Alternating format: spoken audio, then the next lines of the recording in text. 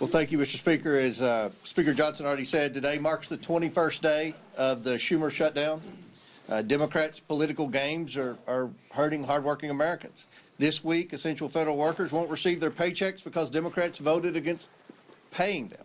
That includes Border Patrol, CBP agents, TSA, FAA staff, DOD civilians, FEMA responders, and Capitol Police officers. The overwhelming majority of Americans oppose this Democrat shutdown. Democrats know it, so they're trying to distract from the fact that they shut down the government by pushing a false narrative about President Trump and Jeffrey Epstein. Let me be clear. No one is protecting Epstein or his associates. The House Oversight Committee is conducting a thorough review of the federal government's handling of the Epstein investigation, one that goes far beyond the discharge petition the legacy media is obsessed with. To date, the Oversight Committee has released over 43,000 pages of documents and issued 13 subpoenas.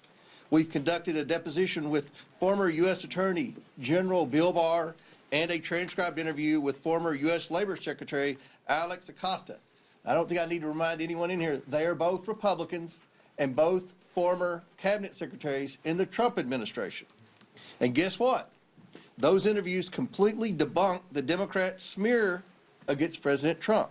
Barr stated that there was no evidence that President Trump was involved in Epstein's criminal activity.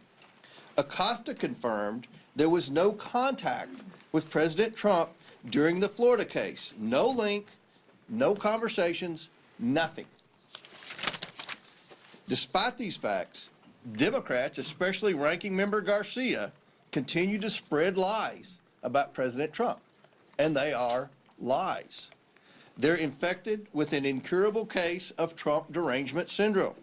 Oversight Committee Democrats post daily about Epstein. In fact, they've posted or reposted about Epstein nearly 60 times on X since the shutdown began. You know how many times they posted about essential federal workers not receiving paychecks because they voted against funding the government? Once. They've posted about that once on the Democrat Oversight Committee and over 60 times about Epstein. You see where their priorities are. Let's be clear. Democrats don't care about transparency or accountability in this matter. The evidence we've gathered does not implicate President Trump in any way.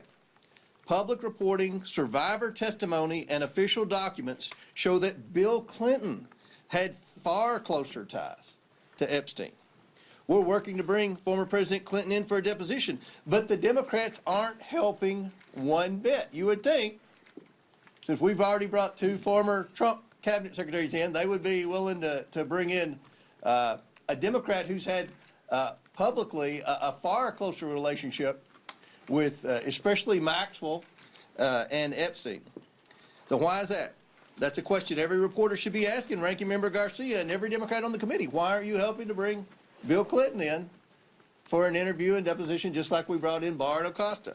The Oversight Committee remains committed to accountability and transparency for the American people and for Epstein's victims.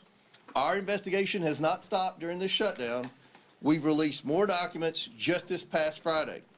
Democrats need to stop playing games and vote to reopen the government. With that, I yield back to the speakers.